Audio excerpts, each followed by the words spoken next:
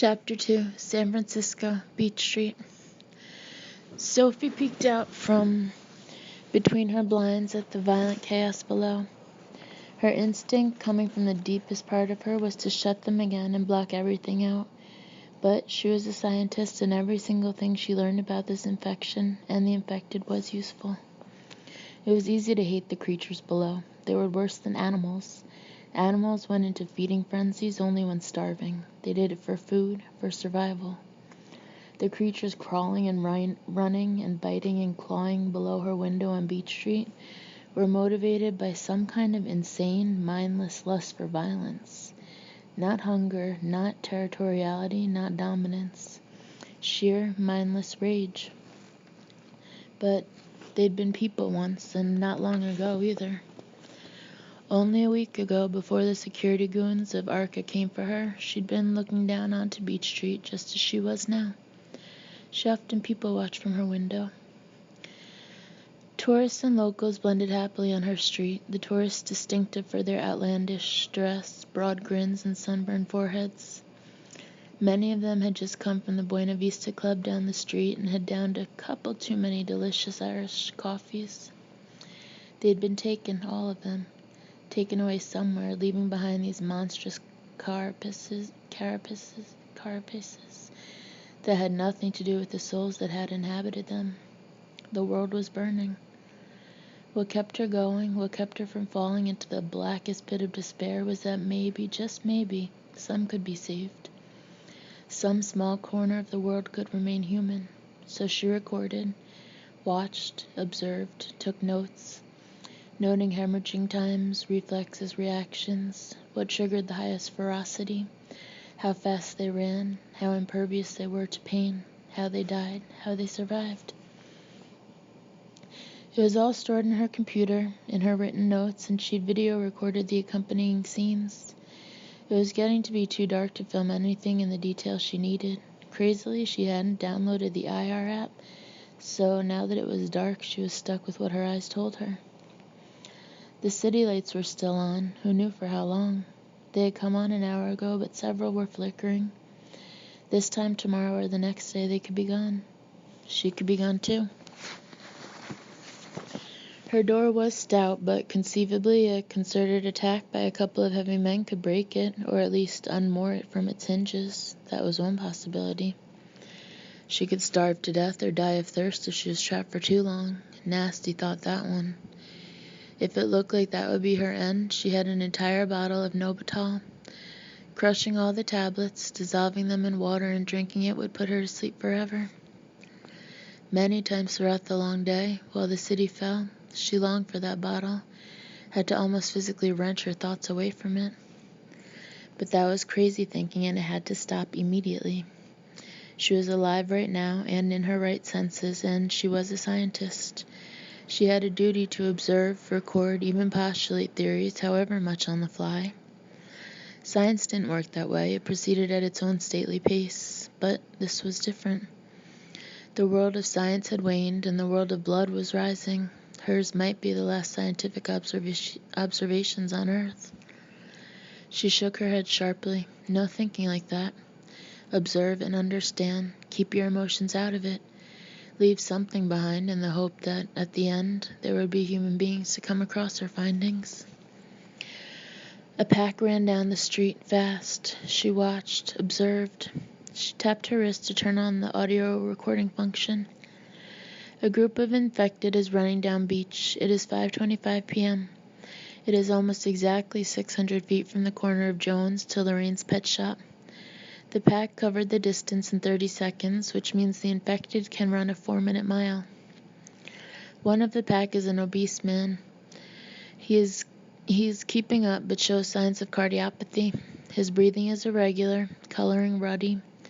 He has stopped and is looking around bewildered, holding a hand to his chest. Sophie watched as the man fell to one knee, still looking bewildered but not afraid, then pitched forward onto his face. No one in the pack stopped or even looked around. Eventually his chest stopped moving. Subject died at 5:37 p.m., presumably of a heart attack. No one will do an autopsy, she thought. There wouldn't be a functioning morgue anywhere in the city. And what was one heart attack in the midst of so much death? Sick at heart, Sophie turned away from the window. No more of this right now. She needed a short break. Watching the world go mad outside her window all day was breaking her heart, her spirit. There was another factor. She was a healer, had been all her life. This was well beyond anything she could fix. One of her first memories was of holding a bird that had fallen to the ground. She remembered how it lay listlessly in her hands as she cried.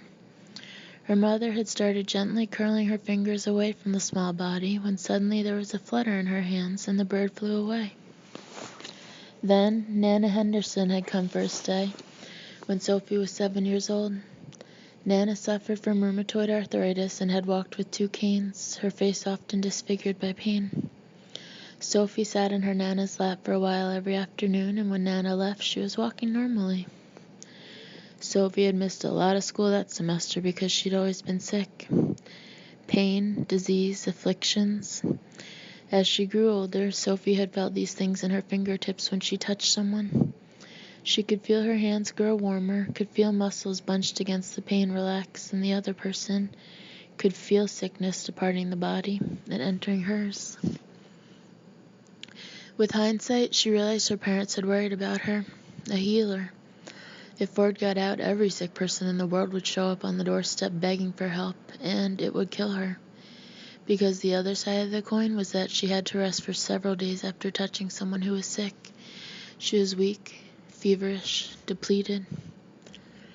Both her parents were scientists, and they threw her into an accelerated program, a scientific fast track where she found herself studying biology, then virology, because both were so fascinating. Her parents had wanted her to go into computer science, engineering, or pure math, something as far from medicine as possible. But Sophie was fascinated by viruses, those minute segments of protein that seemed to hold such immense power over human beings, such terrible diseases. Rabies, Ebola virus, hantavirus, the 2021 bird flu that killed 2 million people. Certain cancers were caused by viruses.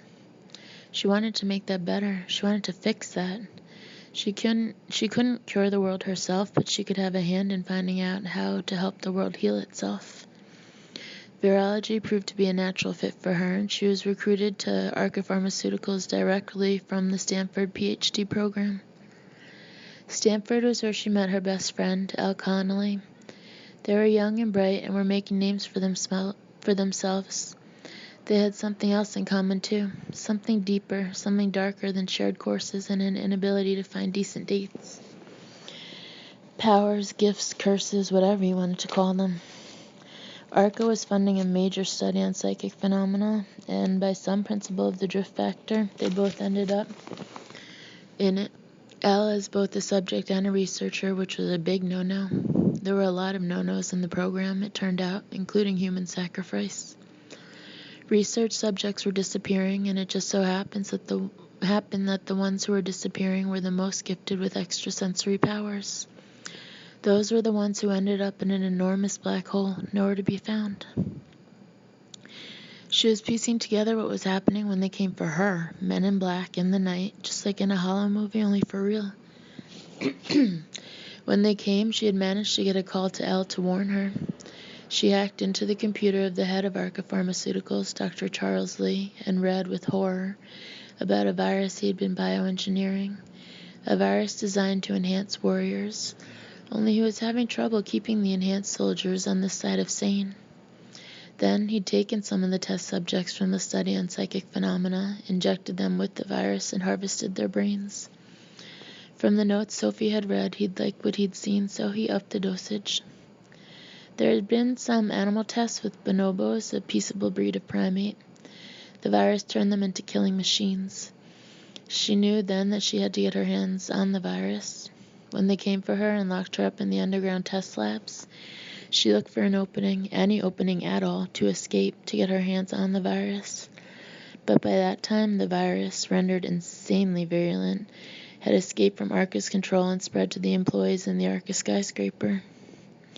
It turned out she didn't need for one of the men in black to glance in the other direction or let down his guard. Turned out that two lab techs, Carla Stiller and Robert Krotow, two of the gentlest, smartest people she knew, had become infected. They basically ate the two men in black. Arca's security guards, who she'd read had been recruited exclusively from U.S. Special Forces, didn't stand a chance. Sophie hid in a supply closet until the carnage outside was over, opening the door only when she saw the two blood-stained lab rats lope down the hall for other victims, leaving behind two men in black in 6 distinct pieces. The concept of door handles proving too much for the infected to conceptualize, they'd forgotten all about her. It was now or never. Sophie took the elevator to the 21st floor of the ARC offices, where the big boss himself, Dr. Charles Lee, resided. It had been the slimmest of chances, and her heart had pounded every second while her body was screaming at her to get out. But something told her she needed to have samples of the viruses and the vaccine that had been in Dr. Lee's notes. She'd gone up to the administrative office's floor, hoping her ARCAPass would let her through. Her ARCAPass hadn't made any difference at all. All doors were open. There were 4 dead bodies in the corridor. The fire alarm was booming. Smoke was in the air. The door to Dr. Lee's sumptuous office was open, a big Halliburton case on the floor. She snatched that and the 360-terabyte flash drive on Dr. Lee's desk and ran for the stairwell, reaching the bottom, winded and desperate. Chaos reigned. Several buildings had their fire alarms booming. Up and down Market, people were fighting, screaming, dying. Sophie had leaned with her back against the wall of the ARCA building until she saw a taxi driver slow down. Without thinking, she wrenched open the door, threw in the case, then herself after it. Beach Street, she gasped. The taxi driver turned a terrified, dark face to her. Hey, lady, I'm not in service. I'm getting the hell out of here. Whatever's happening here, I don't want no part of it. Get out of town, fast. The Bay Bridge is closed. She'd seen that on Google News.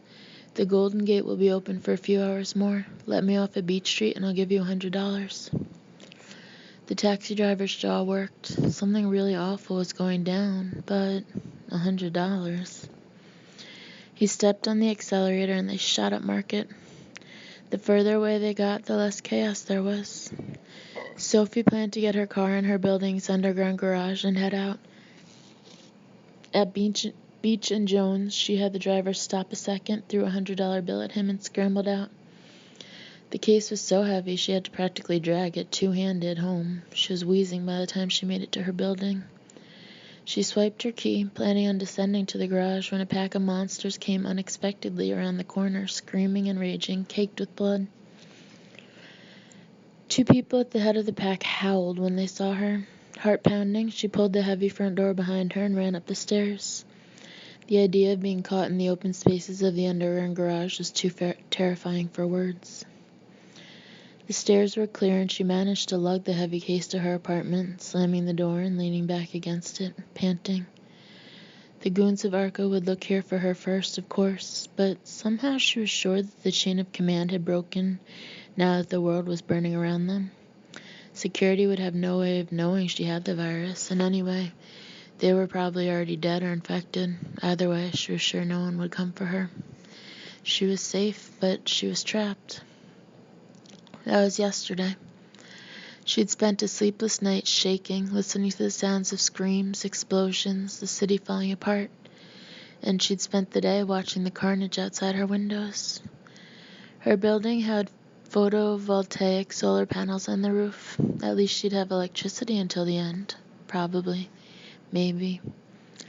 She made herself a cup of tea and sat on the sofa. It was a new Frau model with a digital music player in the arm. She plugged in her new noise-canceling earbuds and sat back, eyes closed, savoring the utter silence for just a few minutes. The day had been filled with the cries of the enraged and the dying, fire and car alarms going off all over the city, the sounds of feet pounding on the pavement, glass shattering, a few far-off explosions as gas mains went, howls, terrifying sounds of utter destruction. Now, the noise-canceling earbuds gave her the gift of silence, a moment of weary peace. She loved silence. Sometimes after a stressful week, she'd head up to the Marin Headlands for a long walk, something she'd never be able to do again. The last of the TV announcements had said that both the Bay Bridge and the Golden Gate were closed off and that Marines were stationed at the San Francisco ends. Earlier today, there had been a huge explosion, a column of smoke rising from the west. Her window gave out onto beach with no view of the Golden Gate Bridge, but it sounded as if they'd blown it up. Or maybe they'd blown up the access roads. Maybe she could never leave San Francisco ever again. Unless, before the internet had gone last night, her best friend Al Connolly had emailed to say that someone named John was coming for her, would be there in a few hours. Al had made only the vaguest mention of where she was, somewhere up north, and no mention of who this John was. Then Sophie lost her internet connection and was left only with this thin thread of hope. Something about the way Al had written the email, "John is coming," had given her a rush of hope. John was coming. She had no idea who this John was, but it felt as if, even though the end of the world was here, John was coming, and maybe, just maybe, things would get better. That was 24 hours ago, and John hadn't come. John was dead somewhere, torn limb from limb. Or worse, John was now roaming the streets of San Francisco or wherever he was, with madness in his eyes, covered in blood, killing as many people as he could. Sophie leaned back, enveloped in the cool embrace of the silence, wishing there was some kind of image-canceling mechanism too. Something that would cancel memories the way the headsets canceled noise. But some things, once seen, could never be unseen. So much violence, so much blood, so many dead. She tried visualizing other things, better things. After all, her life had given her plenty of wonderful images. Her parents sneaking downstairs on Christmas Eve, placing presents under the 10-foot Christmas tree, relaxing with a glass of wine, making out on the couch, pretending with a perfectly straight face the next day that Santa had arrived. Playing in the snow with her gorgeous, dumb-as-a-rock Cocker Spaniel Fritz on the lawn of their house outside Chicago. Pajama parties, piano recitals, her first kiss, her first lover, Alan Mercer, who had been just as gorgeous and just as dumb as Fritz. She smiled, eyes closed. Lots of good things. Lots of not-so-good things, too. The death of her parents in a car accident when she was 24. It was the death of her family. No siblings, and her parents had been only children, too. They'd been a close, charmed circle, untouchable until the hand of fate swatted her family away. That same hand of fate was going to swat her away, too, together with the rest of humanity if she died here and no one found the vaccine and the original virus. Oh, gosh. Without even thinking about it, a tear trickled down her face. She opened her eyes and sat up straighter. Tears weren't going to change anything. If there was ever a situation in which tears couldn't help, this was it. Maybe wine would help. Yes, a glass of that really good Damoy Chambertin. She bought a case of the ridiculously expensive wine because she was enchanted with the origin name, Côte de Nuit, N-U-I-T-S, the Night Coast. Turned out it wasn't a coast at all, but by that time the vendor had charmed her out of $400. But it was okay, because it was fabulous stuff. Right, she had 12 bottles of it, a bottle a day. Would the world last 12 days? Probably not. Don't think like that, don't think at all. Yes, a glass of wine would do her good. She lifted the headset away and frowned. Was that a sound at her door? Something was there, just as she removed the headset. More an echo of a sound than a sound itself. Was she crazy? It couldn't be an infected. The infected didn't make soft noises. They bellowed and staggered and crashed into things. Suddenly there was the softest of sounds, a gentle rap, rap, rap. Someone knocking. An infected could never knock. They just beat themselves bloody against the door. Her heart was pounding. She rushed to the door, tapping out the security code to unlock it, just as she heard a deep male voice say, "Dr. Sophie Daniels?" There is another sound now, a deep bellow, the sound of a heavy body crashing against something. Oh gosh, an infected. The monitor came to life. Most of the wall sconces had been ripped away, but a couple still functioned. There was a little bit of light, enough to show a tall man outside her door, very tall, too tall for her monitor.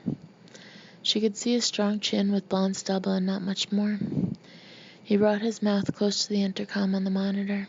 "Dr. Daniels, I'm John," Elle said.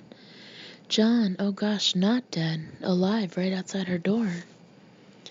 On the monitor, she saw his head swivel to the right.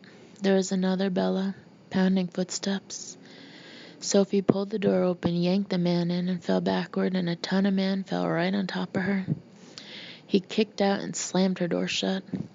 It automatically locked just as the thuds of an infected's fists could be felt as well as heard. From what she'd seen on the street, the infected could beat themselves to death against doors and walls, like the bonobos, butting their heads, banging fists and feet until they broke bones and teeth. It was terrifying to see. One of the infected seemed to be doing just that. Massive thuds and terrifying screams, sounds no human should ever make, filtered through the heavy door. The vibrations carried through the floor, though arguably Sophie would be the only one feeling it. John was on top of her, and the only thing he was feeling was her. Another massive thud, too, and the infected sped off, screaming. Presumably he'd seen another victim. Sophie let out her breath in a rush. The danger was over. She shuddered. It had been such a close call. When she'd pulled John in, the infected monster was reaching out and had almost touched his shoulder. The man who was lying on top of her was heavy with muscle, visibly strong, but infecteds didn't fight fairly. One bite and John would be gone. So he was here on top of her by a split-second miracle, breathing and alive. All those hours staring out the window at the world ending, wondering where John could be, and here he was. A living, breathing ray of hope in a world where hope had fled. She could feel her body pulse with hope, could feel the blood rushing to her face. "John," she breathed, tears springing to her eyes, "you made it." She threw her arms around his neck and hugged him tight, burying her face in the crook of his shoulder to hide the tears. It was no time for tears. Tears were weakness, and weakness killed. His body was stiff for a second, the tension of battle. The tension left him in a rush. He relaxed and hugged her back. The world was burning outside her door, but inside her apartment right now, for just a second, there was life and hope as she and John desperately held on to each other. Oh gosh. He was so big, so strong, the strongest man she'd ever touched, ever seen. She was touching something hard, resistant. It was only when he tapped something on his forearm and hard panels fell away with a thunk that she realized she had been feeling body armor. But even after the body armor fell away, he was still seemingly just as hard. Muscles thick and unyielding. Her arms wouldn't meet around his enormously broad shoulders. He was wearing some kind of slick flight suit, and it did nothing to hide what he had underneath. Every inch of him was huge, hard as steel.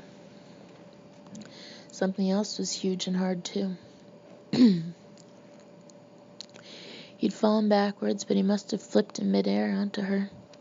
In the twisting, turning movements, somehow she'd opened her legs, and now he was lying on her in the most intimate fashion possible. Mouth to mouth, breast to chest, hip to hip. If they hadn't had clothes on, they'd be making love, because he had the biggest erection she'd ever felt.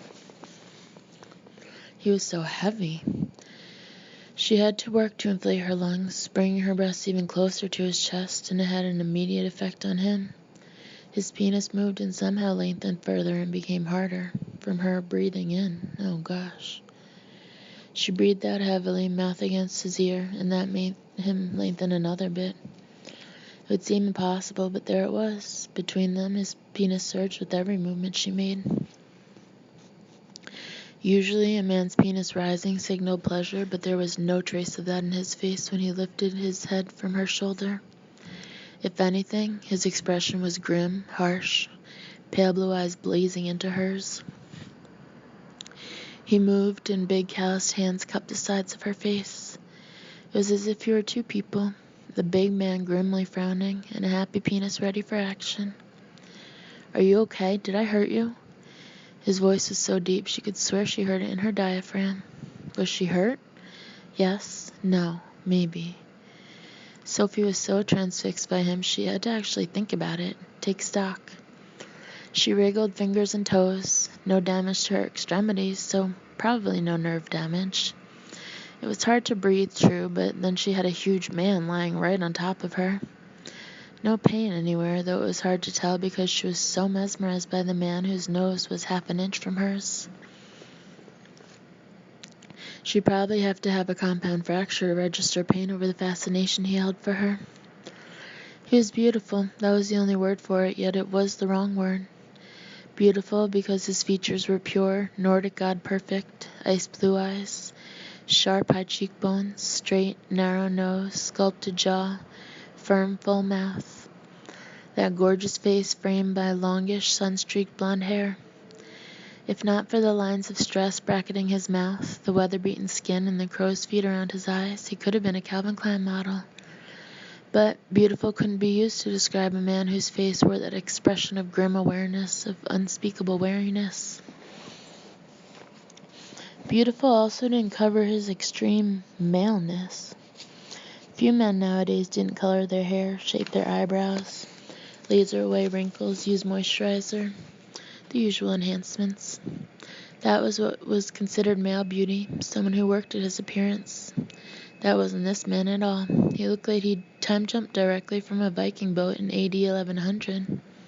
He was beautiful, and hard and dangerous, and he'd come through hell to find her. She couldn't even imagine how he'd gotten here from somewhere in Northern California.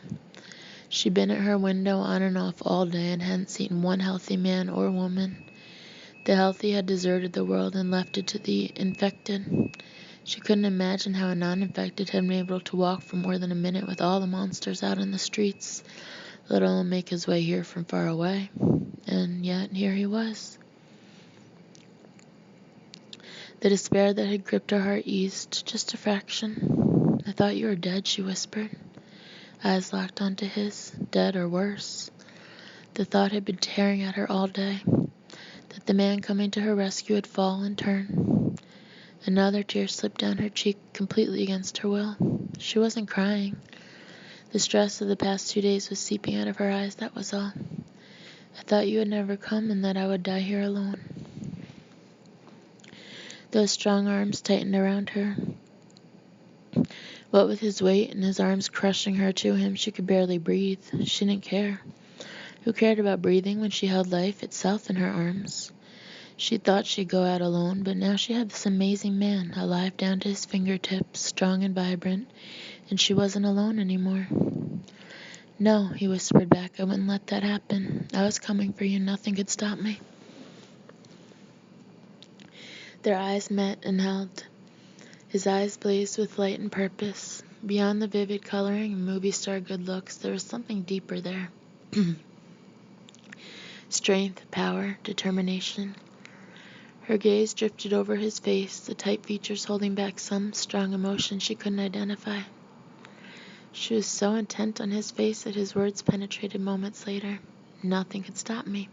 And nothing had. Sophie knew what was out there. She'd spent the past day watching the streets.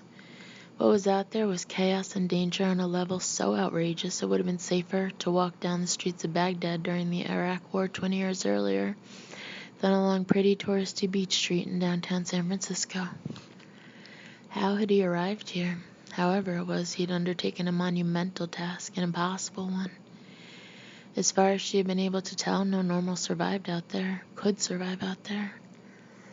And yet here he was, and she might not die today. More water leaked out of her eyes. "Oh gosh," she whispered, and tightened her arms around his neck again. Was she touching the last human left? Was she holding the last sane man in the world?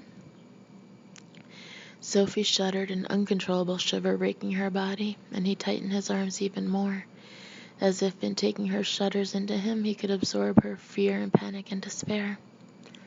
His hold spoke of comfort. What was between his thighs spoke of desire. Desire. Desire. Heat. Life. Heat was bubbling under her skin. She'd spent the past 24 hours encased in ice, cold down to her bones, scared and huddled into herself to give herself warmth and comfort because no one else ever could. Now there was someone who could. Not a girlfriend, not even someone she knew. A complete stranger, handsome, and focused on her with an icy blue laser like gaze.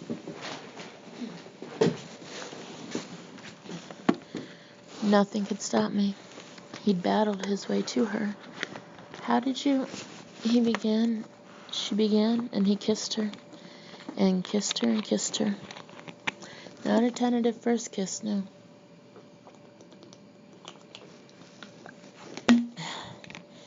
His big hands held her head still as his eyes dropped to her mouth.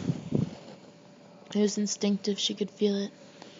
That intense blue gaze turned sharply heated as he looked at her mouth, then his gaze rose. Not tender, not the look of a lover, more the look of a conqueror, the look of someone who traveled a long, hard road for something. And now, here it was. Yes, here she was. She'd spent the day preparing for death, and inevitably she'd look back on her life. A life well spent, oh yes. She'd studied hard, loved her parents, gone into science wanting to do good. She'd been a good girl every step of the way. Even her few lovers had been good guys, boys really, even if they were technically men. Other scientists like herself, from good families like herself. But she'd kept her healing abilities from them, out of self-defense. It was hard, though, to keep such a big chunk of herself out of a relationship. You ended up handing over a truncated version of yourself, almost a cardboard version. Everything external, never letting anyone get too close, and no one ever had. John lifted his head, eyes blazing, face drawn. Certainly no man had ever looked at her like this, intently, as if that ice blue gaze could read inside her head. He closed his eyes, the intensity seeming too much, and so did she, because it was. And then his mouth was on hers once more. Soft, hard, soft, hard. Soft touches, fingertips calloused but gentle as he touched her face, her neck. Hard muscles, immensely strong. She dug her fingernails into his shoulders and felt no give whatsoever. Soft. His lips were so soft on hers. Hard. His erection was like a steel cylinder between them. Wild screams erupted outside her window. Someone dying badly, as so many had done today.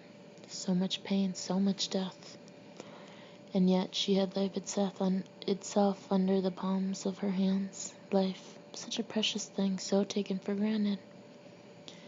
Another scream, and she held him more tightly, pushing up against him. Immediately, his huge hard penis somehow lengthened even more from her movement against him. She'd done that to him, to this hard and powerful man. The change wasn't only in him, though. When she felt his penis surge with blood, it echoed inside her. You couldn't feel it, of course, but Sophie felt it. A bolt of heat in her groin, so strong she turned liquid, so strong she undulated against him, and immediately felt again how that affected him. He lifted his head for just a second, and she missed his mouth against hers. Every time his tongue touched hers, a line of heat went straight to her womb. Such heat, such life. The world was drowning in blood and pain, and here was this magical man, come to save her, giving her such pleasure she nearly sighed with it. Sophie, he whispered. There was a question in there somewhere. She was shaking with emotion, with relief and joy. She had no idea what that question might be, but the answer was clear. Yes, she whispered back.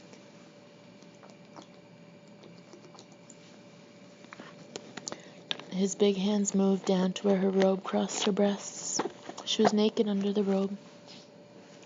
He must have been able to feel that. He lifted slightly on his elbows to untie her robe and open it, slowly, like a kid opens a long-awaited present. His hands covered her breasts, hands hard, strong. He wasn't using his strength, oh no, every movement was careful. He didn't talk to her, how could he? He was kissing her senseless, but his body did. His hands were gentle, cupping her sides, thumbs stroking her nipples. Each touch of his thumb sent blinding pleasure to her groin, and her vagina contracted. Oh gosh, an orgasm. She huffed out a breath and shuddered. It was like she'd lit a fuse under him. The movements that had been so controlled before, so slow and tender, speeded up. His hands became harder. Everything became harder, including his penis.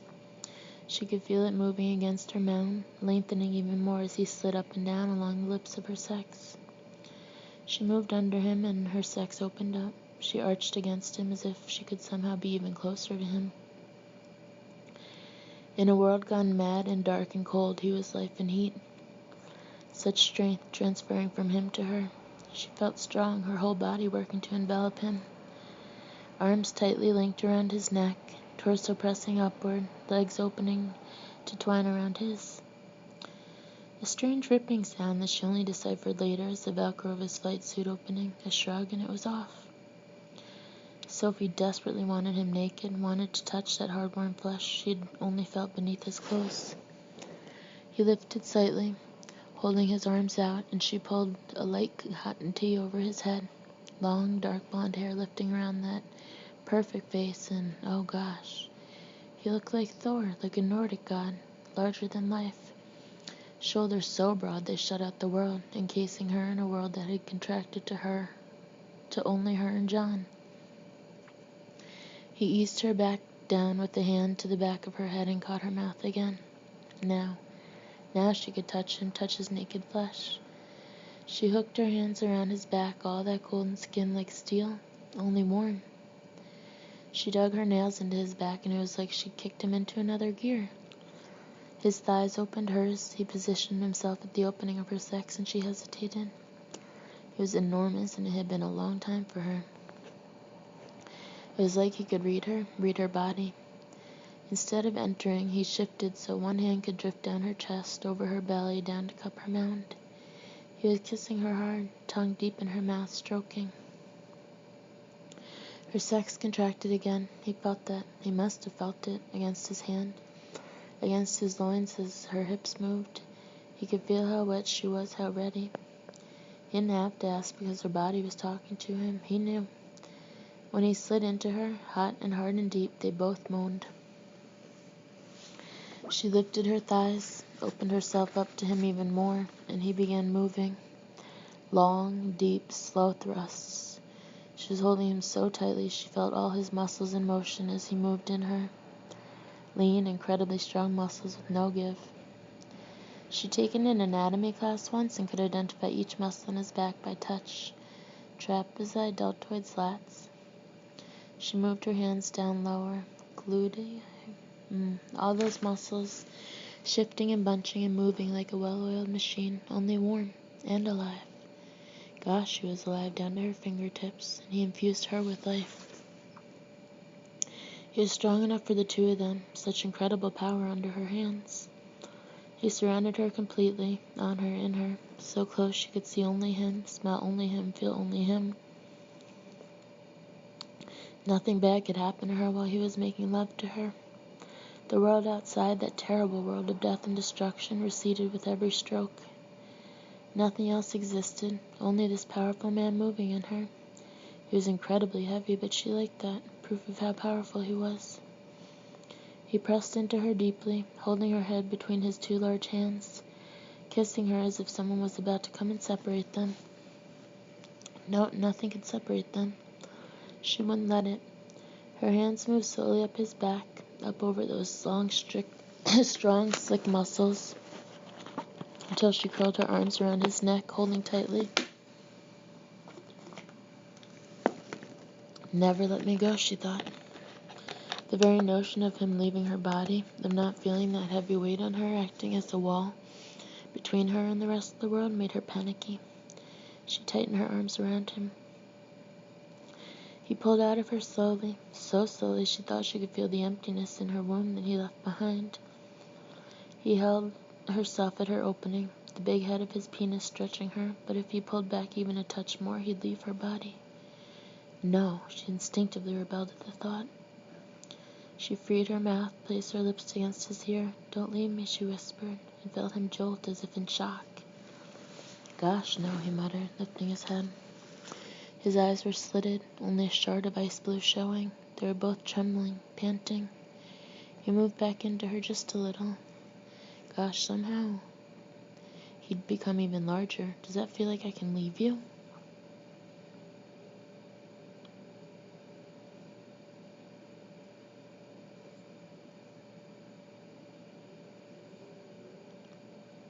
She stared into his eyes, aware of him over every inch of her body. Cheeks flushed, face grim. He looked as if he were almost in pain. She felt the same way. They were barely making love, and it was the most intense experience of her life. He pressed forward just a little, and her vagina clenched hard. She shook on the very edge of orgasm. Jesus. John closed his eyes, then opened them again, staring into hers. His jaw clenched so hard she could hear his teeth grinding. I need to move fast now, he panted. Is that okay? Those words and the image they evoked set her off. She clenched around him, arching her neck back, breath leaving her lungs in a burst. I'll take that as a yes, he said, moving hard and fast inside her.